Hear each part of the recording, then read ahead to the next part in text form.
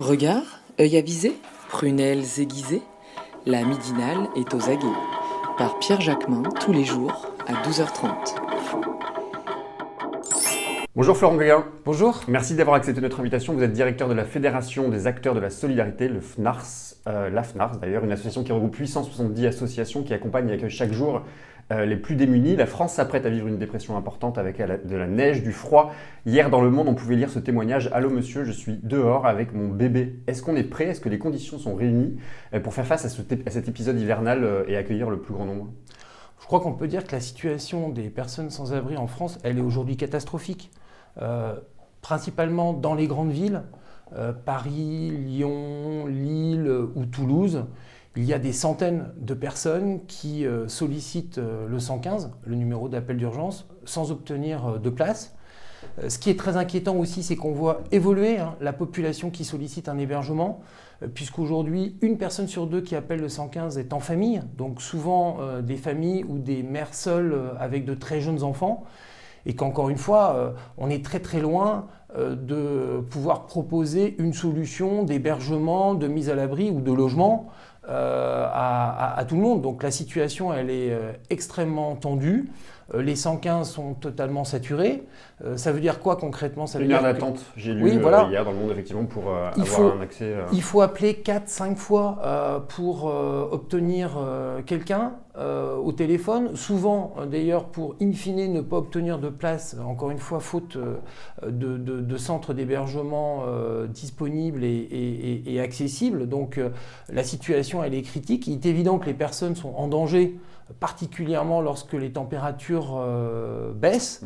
Donc il y a une inquiétude extrême des associations de lutte contre l'exclusion. Alors l'État n'est pas inactif. Je rappelle que c'est l'État qui a la compétence de l'hébergement et de la lutte contre l'exclusion et qui doit finalement mettre en œuvre le droit à l'hébergement dans le pays. Il n'est pas inactif. On a bénéficié, entre guillemets, les associations de quelques milliers de places supplémentaires cet hiver par rapport à l'hiver dernier. Quelques renforts aussi des maraudes, vous savez, ces équipes de rue qui interviennent auprès des publics les plus en difficulté. Mais on voit bien que cet effort ne suffit pas et qu'on est toujours, je dirais que l'État court toujours derrière la demande, ce qui met les personnes en situation de grand danger, en particulier lorsqu'il y a des froids extrêmes. On va revenir justement sur le rôle de l'État, mais d'abord face à la pénurie justement à laquelle font face les associations. Comment on gère les priorités en fonction des publics? Vous parlez des publics nouveaux, les femmes notamment, mais je pense aussi aux migrants, aux jeunes. Comment les associations font face à ces demandes? Quelles priorités? Est-ce qu'il y a une opposition? Est-ce qu'il y a une concurrence? On peut parler de concurrence entre les publics? Bien sûr, il y a une lutte des places dans l'hébergement, du fait évidemment de la pénurie extrême. Et du fait aussi d'ailleurs du non-respect de la loi, puisque je rappelle que le Code de l'action sociale et des familles dit clairement que toute personne en situation de détresse a droit à tout moment à un hébergement et un accompagnement, et ce d'ailleurs quelle que soit sa situation administrative, quelle que soit la nationalité des personnes. Et on est très très loin en France de pouvoir mettre en œuvre ce droit. Alors évidemment ça met les travailleurs sociaux et les écoutants au 115 dans des situations inextricables de tri des publics, de sélection des publics. Alors nous essayons entre guillemets, de choisir évidemment les situations qui nous semblent être les plus vulnérables. Mais bien sûr, il y a énormément des milliers de personnes qui restent sur le carreau. Et puis, il y a aussi un découragement des personnes à la rue qui savent que finalement elles ont très peu de chances d'obtenir une place via le 115. Et quand on fait des maraudes auprès des personnes, on se rend compte que la majorité des personnes qui sont à la rue n'appellent plus ce numéro. Donc la situation, elle est vraiment catastrophique. Et dans un certain nombre de grandes villes, par exemple, si on prend la situation de Paris, la nuit dernière, c'était quasiment 500 personnes qui ont appelé le 115 et qui n'ont pas obtenu de place d'hébergement. Et sur ces 500 personnes, 400 personnes étaient en famille. Donc on voit finalement ces familles adopter des stratégies de survie Évidemment, il y a beaucoup de familles qui s'abritent dans les halls de gare, qui s'abritent dans les halls des hôpitaux. On a aussi des hôpitaux qui gardent des personnes plus longtemps parce qu'il n'y a pas de solution de sortie d'hébergement. C'est notamment le cas des mères seules avec de très jeunes enfants en Seine-Saint-Denis, où là on a un problème spécifique d'hébergement des femmes et des familles avec de très jeunes enfants, qui là aussi est très très problématique. Vous évoquez le chiffre de 500. 500, c'est aussi le chiffre, hélas, du nombre de sans-abri qui ont été retrouvés morts l'an dernier dans les rues de France. Sans qu'on en ait vraiment beaucoup entendu parler, vous diriez qu'il y a une indifférence aujourd'hui sur la situation des sans-abri? En tout cas, il y a une banalisation de la grande exclusion et malheureusement, il y a une sorte d'habitude, à la fois d'ailleurs des pouvoirs publics, mais aussi de l'opinion publique, une sorte de résignation, comme si finalement la grande exclusion était une fatalité et comme si le pays ne pouvait pas sortir du sans-abrisme. Or, nous voyons bien que si un effort national et significatif était fait à la fois en termes de création de places d'hébergement pérennes pour les personnes et pour les familles, mais aussi à travers une politique du logement qui serait beaucoup plus ambitieuse et qui permettrait de produire beaucoup plus de logements réellement accessibles aux plus pauvres, on pourrait sortir à l'échelle de 5 ou 10 ans du sans-abrisme et on pourrait atteindre l'objectif, entre guillemets, d'aucune personne à la rue. Qui était la promesse d'Emmanuel Macron. Qui était en tout cas l'engagement pris en juillet 2017, même si aujourd'hui il semble revenir sur cet engagement, mais au final c'est un constat d'échec collectif. Le sentiment, ou en tout cas la solidarité, vous avez l'impression qu'elle recule aujourd'hui dans notre pays? Ce qui est sûr, c'est qu'il y a un débat sur l'efficacité des politiques sociales et sur le consentement, finalement, via l'impôt, au financement des politiques sociales. On voit aussi se développer, je dirais, parfois des sentiments de stigmatisation des pauvres, alimentés d'ailleurs dans le discours politique, parfois même par le gouvernement. Et on a quand même une multiplication des petites phrases sur finalement les personnes pauvres toujours accusées d'être responsables de leur situation, de ne pas faire les efforts nécessaires pour accéder à l'emploi ou accéder au logement. Donc ça crée un climat tout à fait malsain et ça attaque évidemment la solidarité que nous devons aux plus démunis. Justement sur la solidarité, il y a aussi, on a lu récemment que la fin de l'ISF, l'impôt sur la grande fortune, avec cette décision, les dons aux associations ont aussi chuté de plus de 50%. Vous qui dans vos missions dénoncez les décisions et les actions qui tendent à accroître justement l'exclusion et les inégalités sociales, c'est une décision sur laquelle vous souhaitez vous faire entendre ? Oui, bien sûr, les associations constatent, notamment les grandes associations caritatives qui vivent beaucoup des dons, une chute brutale des dons, notamment des dons liés à l'ISF. Et ça a un effet catastrophique et nous dénonçons le fait que les choses n'ont pas été du tout anticipées du point de vue du gouvernement parce que nous, on a tiré la sonnette d'alarme dès le départ, dès la suppression de l'ISF. Nous savions que ça allait avoir un impact sur le don notamment des plus aisés, puisque l'ISF permettait entre guillemets, de défiscaliser 75% du don fait aux associations.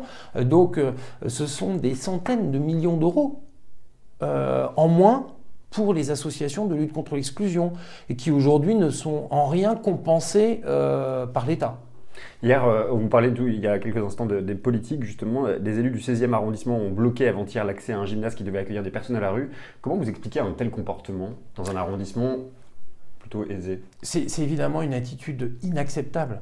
À un moment où la situation des personnes sans abri est critique, où on rentre dans une période de grand froid, refuser d'ouvrir des gymnases de mise à l'abri alors que les personnes sont en danger, honnêtement, c'est totalement inacceptable, d'autant que moi, j'ai regardé, c'est la première fois qu'on ouvre, que la ville de Paris, pour le coup, ouvre un gymnase d'hébergement des sans-abri dans le 16e arrondissement. Donc c'est un arrondissement qui est assez peu mis à contribution, je dirais, pour l'accueil des plus pauvres. Il est évident que dans cette période, tout le monde doit contribuer à l'effort de solidarité, à l'effort d'accueil des plus démunis. Donc c'est une situation qui est inacceptable.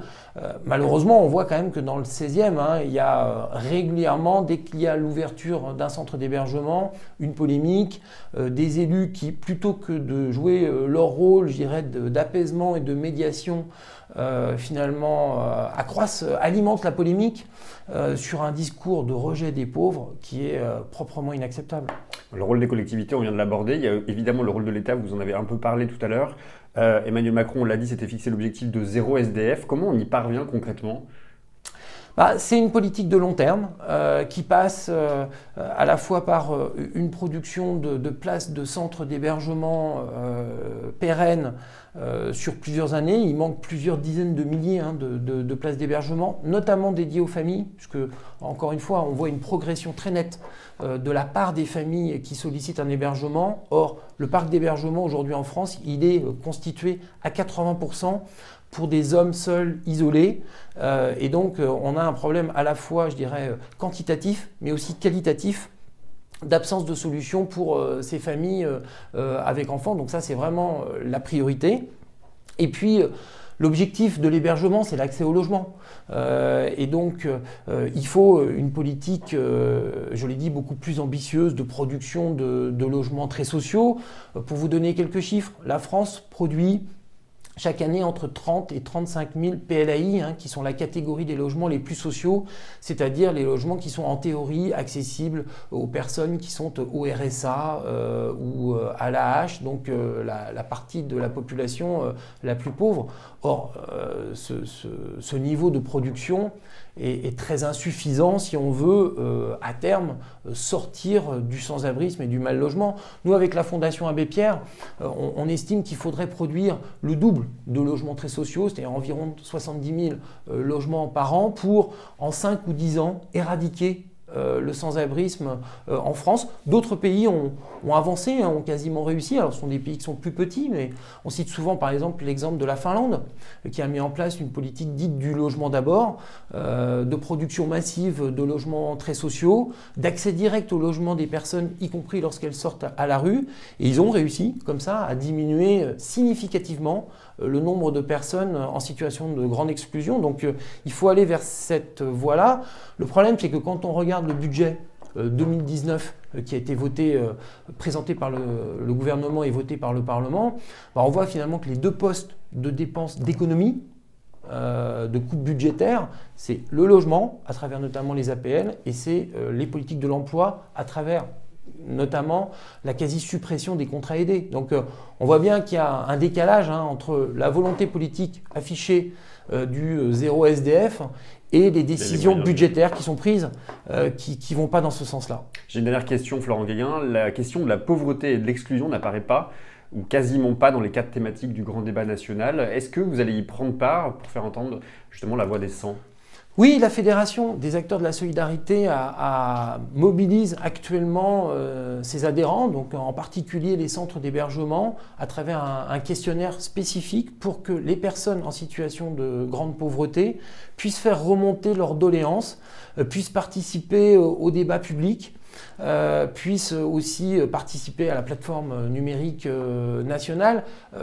L'idée est simple. Le 10 décembre dernier, Emmanuel Macron a annoncé un certain nombre de décisions, mais aucune de ces décisions finalement ne permettent de soutenir le pouvoir d'achat des personnes les plus pauvres.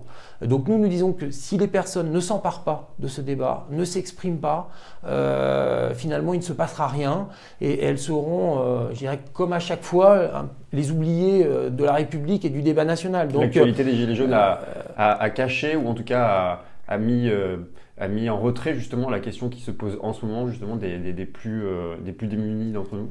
Oui, alors nous refusons je dirais, ce risque de concurrence entre les publics, entre finalement les salariés modestes qui ont du mal à terminer leur fin de mois, mais qui travaillent, Et puis les personnes qui sont allocataires du RSA, chômeurs de longue durée, sans emploi, et cette partie de la population, qui est aussi la partie de la population la plus pauvre, finalement ne bénéficie pas des mesures annoncées par Emmanuel Macron. Donc la seule manière que ça change, c'est que, encore une fois, les personnes s'expriment dans ce débat national. Et nous savons aussi que si finalement les associations ne les aident pas, ne les accompagnent pas dans cette expression, souvent les plus pauvres ne participent pas à ces réunions publiques. Il y a des mécanismes d'autocensure. Ce sont aussi souvent des personnes qui ne votent pas, qui manifestent peu. Donc il faut qu'elles se fassent entendre. Merci beaucoup Florent Guillain. Merci.